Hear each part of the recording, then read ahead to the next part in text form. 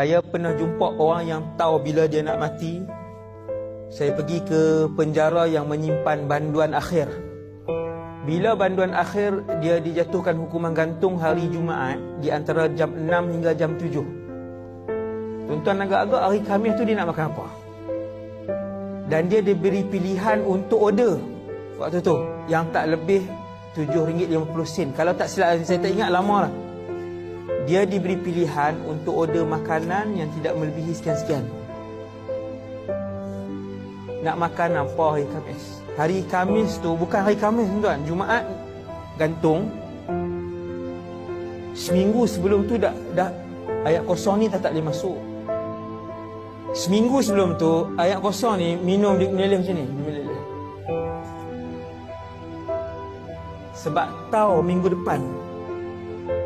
Subhanallah. Kita tahu tak bila nak mati? Tak tahu. Sebab Allah Ta'ala nak bagi kita hidup dengan tenang.